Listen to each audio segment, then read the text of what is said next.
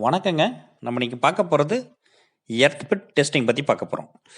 சரி, எதுக்காக earth பிட்ட test பண்றோம் அப்படின்னா, ஒரு எர்த் பிட் எவ்வளோ ரெசிஸ்டன்ஸ் வேல்யூ இருக்கு அப்படிங்கிறத நம்ம தெரிஞ்சுக்கிறதுக்காக தான் அந்த எர்த் பிட்ட டெஸ்ட் பண்றோம்.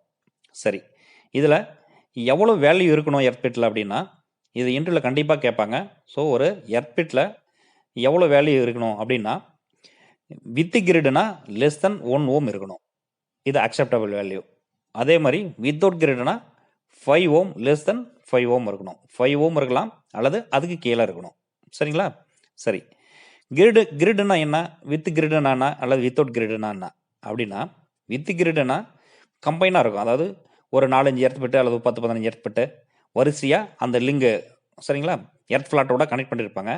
டோட்டலாக ஒரு கிரிடோட டோட்டல் கிரிடுங்கிறது என்ன ஒரு ஒரு ஒரு ஒரு லிங்கு தான் கிரிடுங்கிறது. ஸோ எல்லாம் சேர்ந்து இருக்கிறது கிரிடு. சரிங்களா? வித்தவுட் கிரிடுங்கிறது ஒரு இண்டிவிஜுவல் ஏர்பிட்ட சரிங்களா? அந்த ஒரு இண்டிவிஜுவல் ஏர்பிட்டில் நார்மலாக 2 சைடு ஒரு காப்பர் ஃப்ளேட்டை வந்து ஃபிக்ஸ் பண்ணியிருப்பாங்க. காப்பர் ஃப்ளேட்டு சில கம்பெனிலே ஜிஏ கூட யூஸ் பண்ணியிருக்காங்க. ஜிஏ ஃப்ளாட் கூட யூஸ் பண்ணியிருப்பாங்க. ஸோ அப்போ அந்த 2 சைடையுமே ரிமூவ் பண்ணிவிட்டு அது இண்டிவிஜுவல் பிட்டோட வேல்யூ டெஸ்ட் பண்ணுவாங்க இல்லைங்களா? அந்த இண்டிவிஜுவல் ஒரு சிங்கிள் பிட்டோட வேல்யூ சிங்கிள் எர்த் பிட்டோட வேல்யூ செக் பண்ணுறது தான் வித்தவுட் கிரிடு. அது வந்து கிரிட் இல்லை. கனெக்ட் பண்ணியிருந்தா கிரிடு, கனெக்ட் பண்ணாமல் இருந்தால் வித்தவுட் கிரிடு. ஸோ அப்போ ஒரு இண்டிவிஜுவல் பிட்டோட வேல்யூ எவ்வளோ வரணும்னா லெஸ் தென் 5 ஓம்ஸ் வரணும். 5 ஓம் வரலாம், அதுக்கும் கீழே தான் இருக்கணும். ஸோ 5 ஓம் மேலே போனால் அது அக்செப்டபிள் கிடையாது. அதே மாதிரி வித் கிரிடுங்கிறது என்ன? எல்லா எர்பிட்டோட கனெக்ட் பண்ணி இருக்கும். ஸோ அது கனெக்ட் பண்ணி நம்ம வந்து எதையுமே ரிமூவ் பண்ணாமல் செக் பண்ணுறது தான். ஒவ்வொரு எர்பிட்லையும் செக் பண்ணிகிட்டே வரணும். சரிங்களா? அதை வந்து வித் கிரிடு. அதனோட கிரிடோட ரெசிஸ்டன்ஸ் வேல்யூ எவ்வளோ இருக்குன்னா லெஸ் தென் 1 ஓம் இருக்கணும். 1 ஓம் இருக்கலாம், இல்லை அதுக்கு கீழே இருக்கணும். அதுதான் அக்செப்டபிள் வேல்யூ. சரிங்களா? சரி, இந்த வேல்யூ கம்மியாக அதிகமாச்சுன்னா சரிங்களா கிரிடும் சரி வித்தவுட் கிரிட் வேல்யூ அதிகமாச்சுன்னா அந்த எர்த் பிட்டில் ப்ராப்பராக எர்த்திங் இல்லைன்னு அர்த்தம். ஸோ அப்போ அதுக்கு நம்ம மெயின்டெனன்ஸ் எடுக்கணும். ஸோ என்ன மாதிரி மெயின்டெனன்ஸ் எடுப்போம்னா வாட்டர் ட்ரீட்மெண்ட், அதாவது வாட்டர் ஆட் பண்ணுவாங்க. சரி, வாட்டர் ஆட் பண்ணி ஒரு 4 டேஸ் கழிச்சு திரும்ப ஒரு டெஸ்ட் பண்ணுவாங்க. ஸோ அந்த வேல்யூ வரலன்னா திரும்பவும் சால்ட்டு சார்குலர், அதாவது நம்ம கறி, அதாவது உப்பும் கறியும் கலந்து அதில் போட்டு திரும்ப கொஞ்சம் ஆட் பண்ணுவாங்க, வாட்டர் ஆட் பண்ணுவாங்க. சரிங்களா? ஸோ ஒரு 4 டேஸ் கழிச்சு திரும்ப எடுப்பாங்க, மேக்ஸிமம் வந்துடும். ஸோ இதுக்கும் வரல அப்படின்னா அந்த ஏர்பட்டை ரிமூவ் பண்ணி தான் ஆகணும், வேறு ஏர்பட்டை தான் போட்டாகணும். அதுக்குள்ளே இருக்கிற பைப்போ அல்லது ஜிஐ பைப்பெல்லாம் இருக்கு இல்லைங்களா, அது ஏதாவது உங்களுக்கு அண்டர் கிரவுண்டில் கரோடாக இருக்கலாம், சரியாக ப்ராப்பராக எர்த்திங் கிடைக்காம இருக்கலாம். சரி சரி, வாங்க நம்ம பார்ப்போம். இது இன்டர்வியூவில் கண்டிப்பாக கேட்பாங்க. அவங்க காமனாக கேட்பாங்க. இன்டர்வியூ கொஷினை எப்படி கேட்பாங்கன்னா எர்த்பிட்டோட வேல்யூ எவ்வளோ, ரெசிஸ்டன்ஸ் வேல்யூ எவ்வளோ இருக்குன்னு கேட்பாங்க. அப்போ நீங்கள் இந்த 2 ஆன்சர் சொல்லணும். அவங்க மைண்ட் செட்டில் எதை வச்சுட்டு கேட்குறாங்கன்னு தெரியாது. சரிங்களா? அப்போ நீங்கள் 2 ஆன்சர் சொல்லிடுங்க. 2 ஆன்சருங்கிறது வித் கிரேடும் சொல்லிடுங்க, வித்தவுட் கிரேடும் சொல்லிடுங்க. இது ஐஇஇ ரூல் படி ஸ்டாண்டர்ட், ஐஇஇ ரூலோட ஸ்டாண்டர்டு. நார்மலாகவே ஒரு வேல்யூ வந்து 0 தான் இருக்கணும். சரிங்களா? 0 வராது. ஸோ அதனால் ஐஇஇ ரூல் படி அவங்க ஒரு அக்செப்டபிள் வேல்யூ வச்சுருக்காங்க. ஸோ அந்த அக்செப்டபிள் வேல்யூ தான் வித் கிரேட்னா லெஸ் தென் 1 ஓமு, வித்தவுட் கிரேட்னா லெஸ் தென் 5 ஓம்ஸ். சரி, இப்போ வாங்க நாம பார்ப்போம்.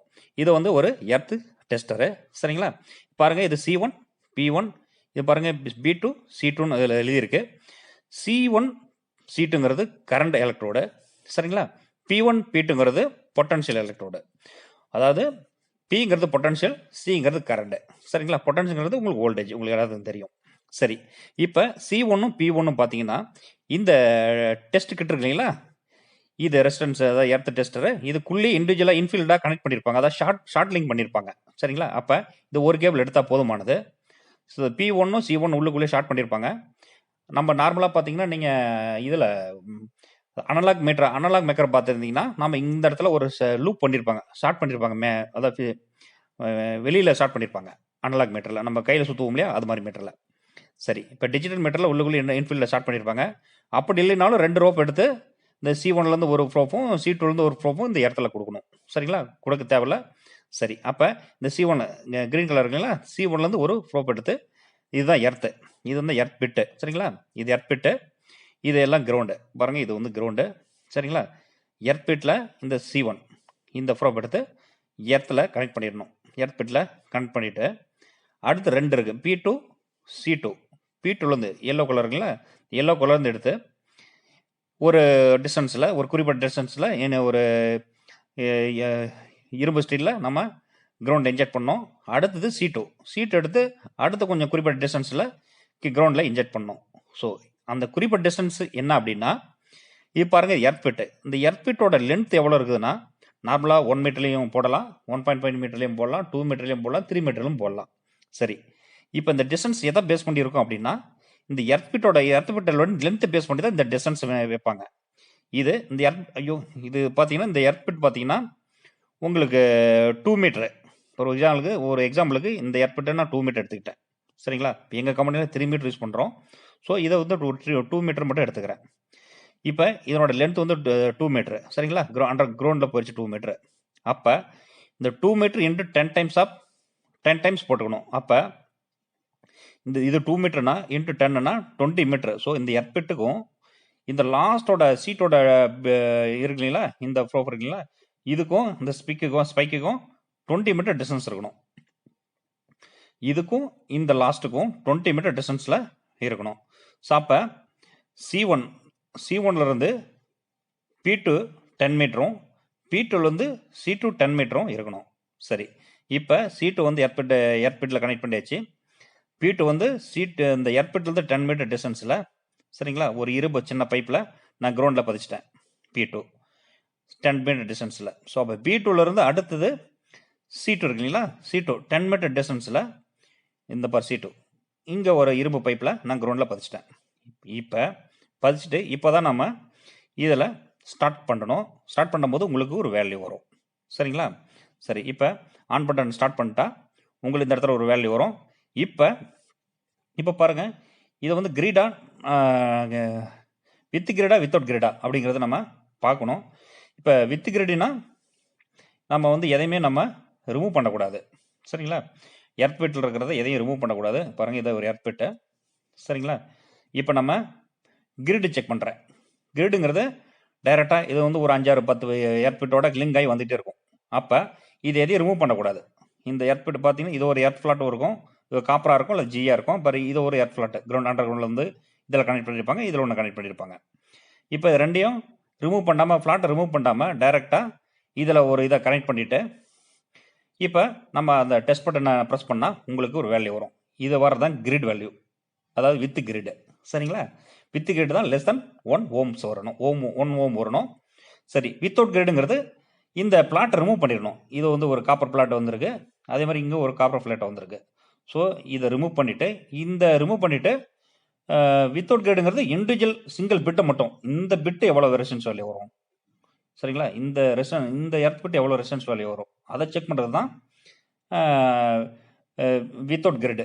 சரிங்களா? அப்போ இண்டிவிஜுவல் சொல்லுவாங்க அல்லது வித்தவுட் கிரிடுன்னு சொல்லுவாங்க. இப்போ இது ரெண்டையும் ரிமூவ் பண்ணிவிட்டு இது டச் ஆகக்கூடாது. இந்த காப்பர் பிளேட்டோ இந்த ஜிஐ பிளேட்டோ இந்த பைப்போட டச் ஆகக்கூடாது. அப்போ இது கேப்பில் வந்து ஏதாவது ஒரு ரப்பர் பீஸோ அல்லது உட்டை வச்சுருவாங்க. அதே மாதிரி இந்த இடத்துல உட்டு வச்சுருப்பாங்க, உட்டு அல்லது ரப்பர் வச்சுருவாங்க.